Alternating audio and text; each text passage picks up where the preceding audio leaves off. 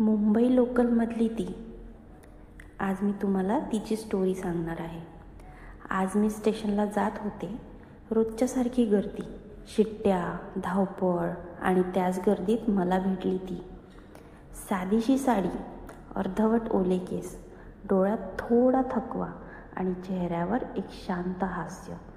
ती माझ्याजवळ बसली. ट्रेन चालू झाली आणि मग आमचं बोलणंही. तुम्ही रोज ही ट्रेन पकडता का? मी विचारलं. हो गं, रोजच. सकाळी 7च्या ट्रेनला चुकवायचं नाही, नाहीतर ऑफिसला उशीर. ती म्हणाली. 7ची ट्रेन?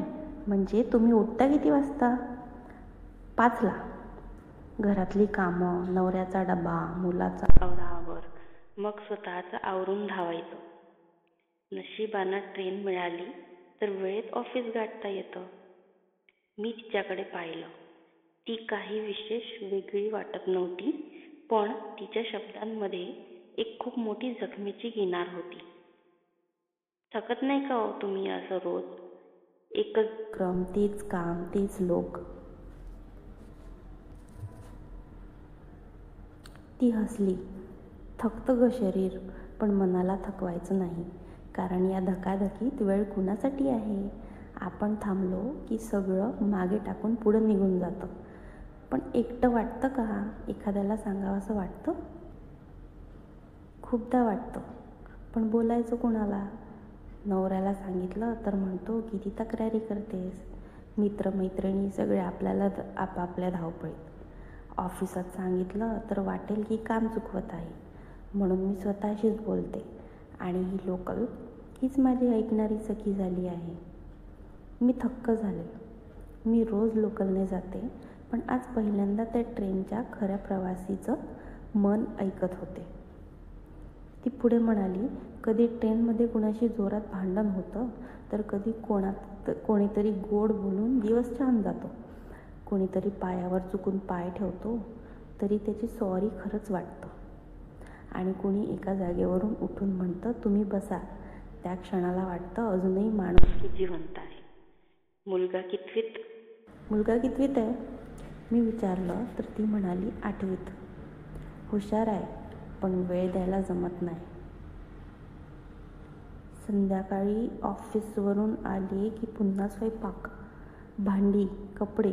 तो म्हणतो आई तू फक्त मोबाईलवर टाईम टेबल पाठवतेस, पण माझं मन कोण समजून घेईल? आणि मला खूप वाईट वाटतं. मग काय करता? काहीच नाही. फक्त त्याच्या डोक्यावरून हात फिरवते आणि म्हणते आईला माफ कर बेटा. आईसुद्धा शिकते.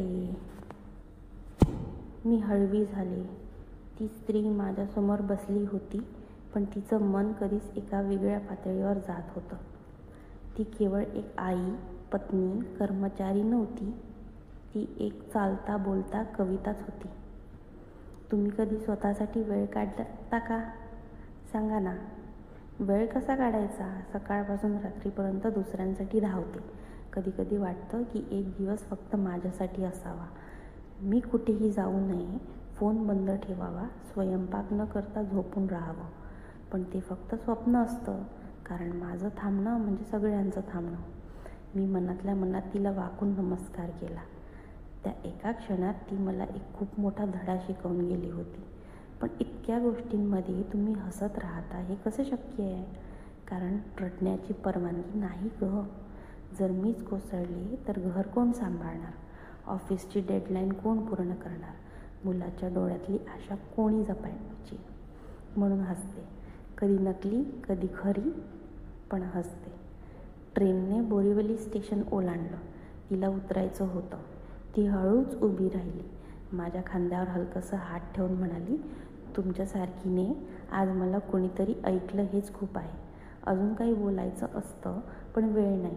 पुढच्या वेळी भेटूच. अशी ती म्हणत पुन्हा दरवाजाच्या दिशेने गेली. ती गेली, गर्दीत हरवली. पण तिचं हसू, तिचं मी पण मुंबई लोकलसारखी आहे हे वाक्य मनात खोलवर घर करून गेलं. ती होती एका